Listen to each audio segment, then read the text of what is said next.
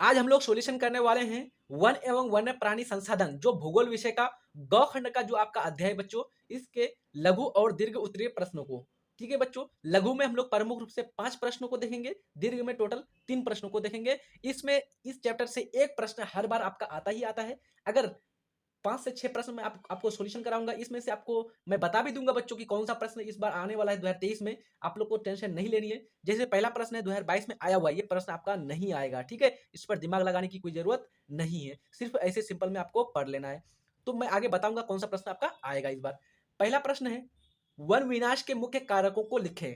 यानी कि जो वनों के क्षेत्र में जो वन का लगातार ह्रास हो रहा है, लगातार कमी आ रही है, तो इसके मुख्य कारण क्या क्या है उसको लिखने बोल रहा है। तो लिखेंगे उत्तर में, वन विनाश के मुख्य कारक निम्नलिखित है।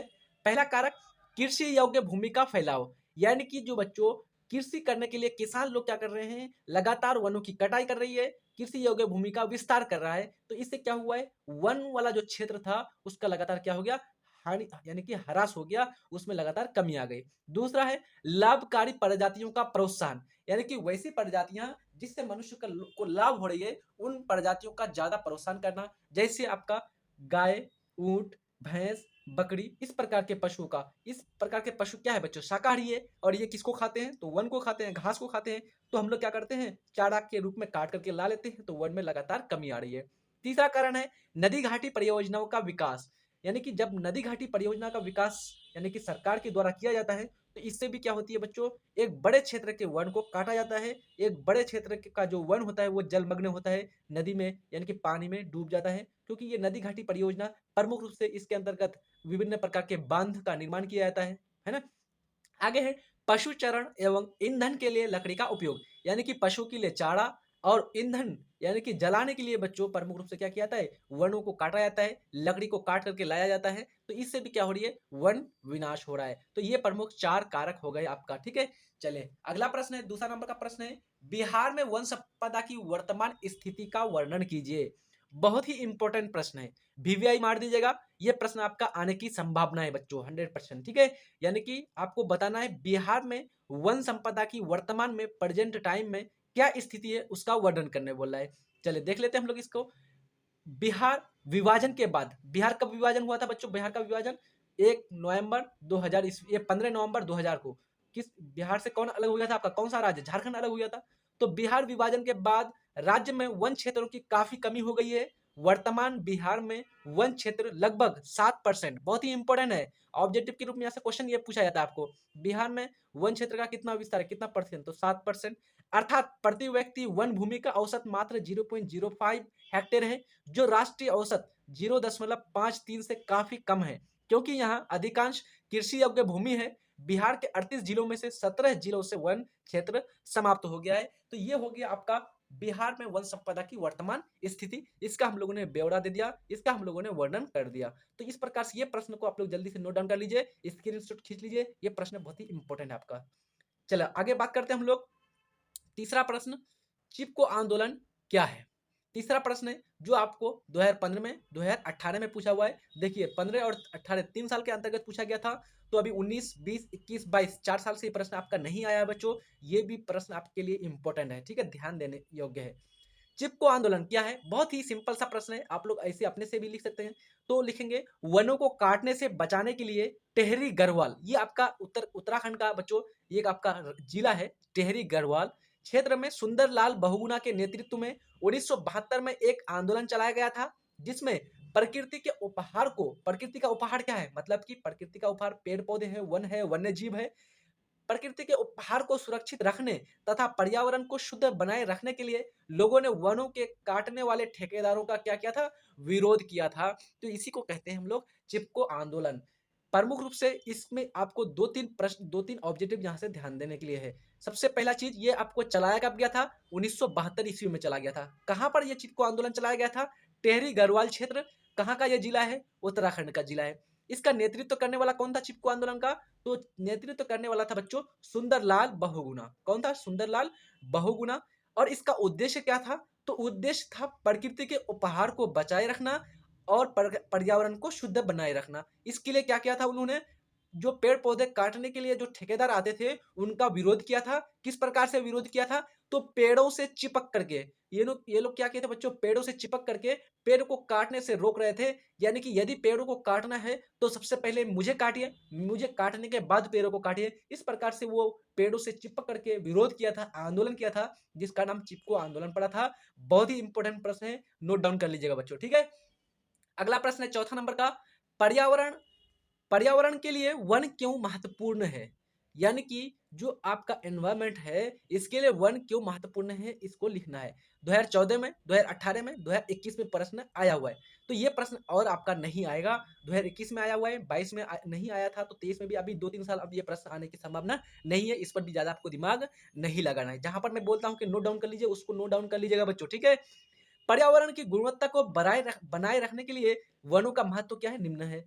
यानी कि प्रमुख रूप से पहला महत्व है बच्चों, वन स्थानीय जलवायु को मृदुल बनाने में सहायक है। यानी कि जो वन जो होते हैं ये क्या करती है, स्थानीय जो जलवायु होती है इसको मृदुल बनाता है, इसको एक संतुलित करके रखता है। यानी कि टाइम पर, समय पर वर्षा कराती है, समय पर सारा चीज, मौसम में चेंजिंग, ये सारा चीज करता है।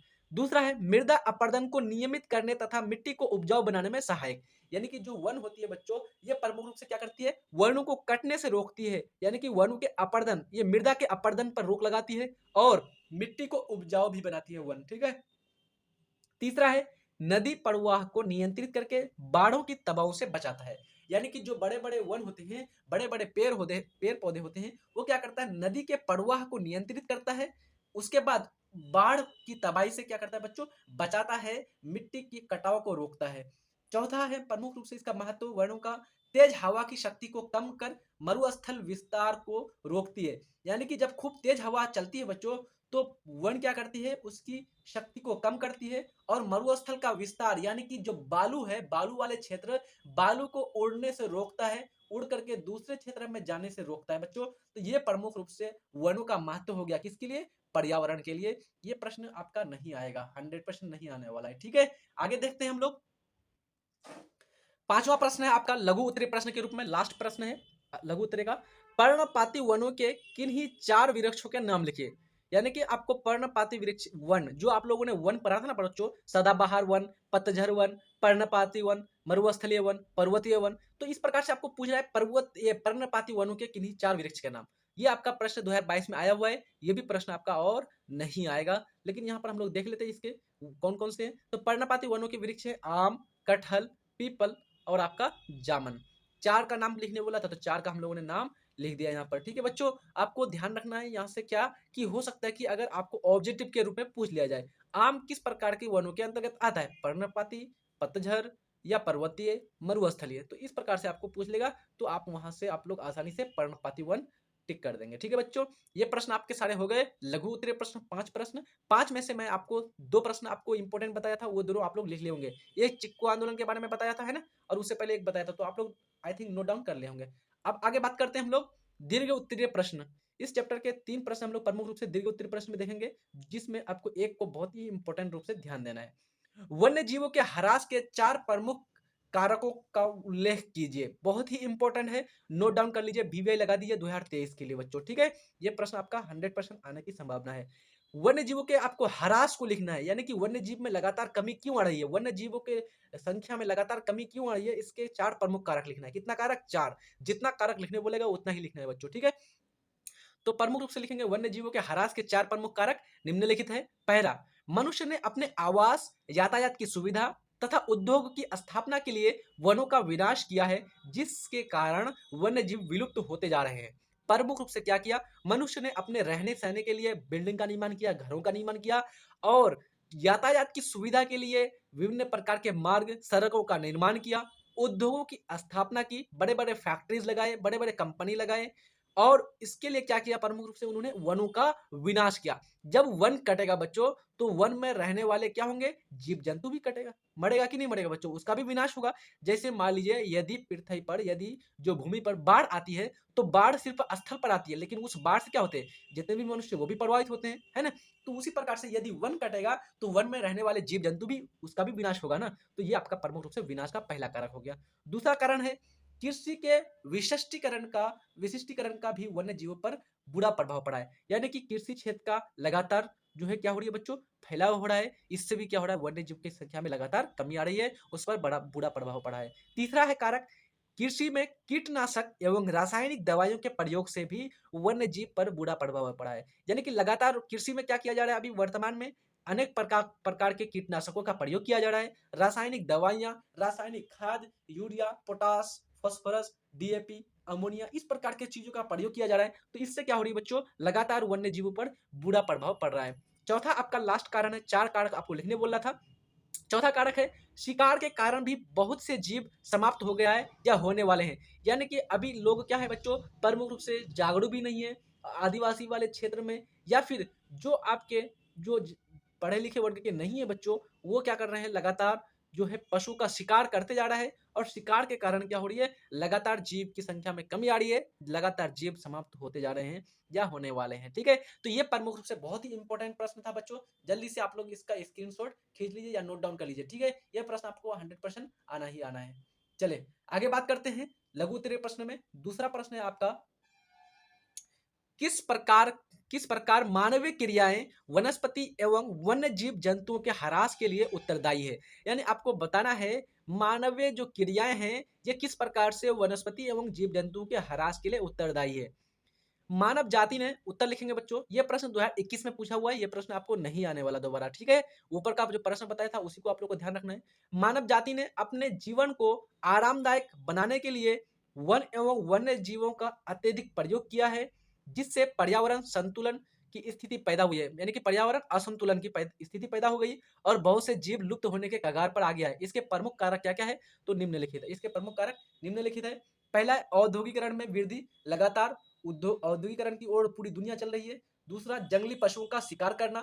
तीसरा जो है प्रमुख रूप से आवास तथा कृषि भूमि का विस्तार। और चौथा में है आपका जनसंख्या वृद्धि, जनसंख्या विस्फोट। ये भी क्या है बच्चों, प्रमुख कारक है इसका, किसके लिए, तो वनस्पति एवं जीव जंतुओं के ह्रास के लिए। ठीक है, अब लास्ट आज का जो दीर्घ उत्तरीय प्रश्न है, ये आपका तीसरा प्रश्न को हम लोग देख लेते हैं।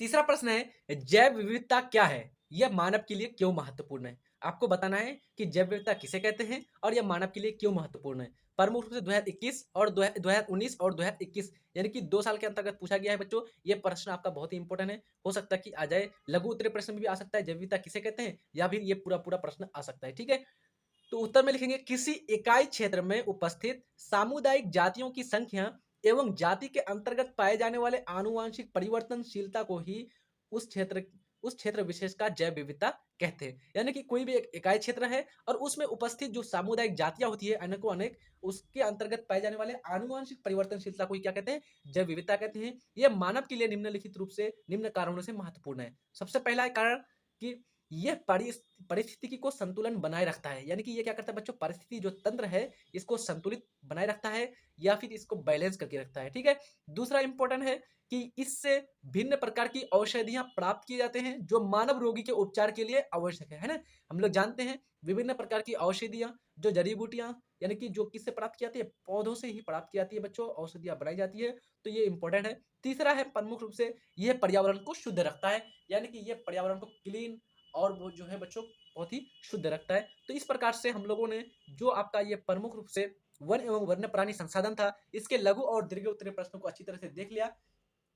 आप लोग को बहुत अच्छी तरह से समझ में आ गया होगा। इंपॉर्टेंट रूप से मैंने जो जो प्रश्न आप लोग को बताया, इस चैप्टर में 3 प्रश्न ज्यादा बताया मैंने इंपॉर्टेंट। बिहार की वन संपदा की वर्तमान स्थिति को बताना है, एक बताया। दूसरा बताया चिपको आंदोलन, और तीसरा बताया वन्य जीवों के ह्रास के प्रमुख कारक। ठीक है, ये तीनों प्रश्न, और हो सकता है कि जैव विविधता भी यानी कि हो सकता है कि आ जाए, वैसे उतना इसका भी चांस नहीं है। ठीक है, तो अच्छी तरह से पढ़ते रहिए बच्चों, मेहनत करते रहिए, ज्यादा आप लोग के पास समय नहीं है, है ना। तो मिलते हैं नए वीडियो में, तब तक के लिए जय हिंद, धन्यवाद।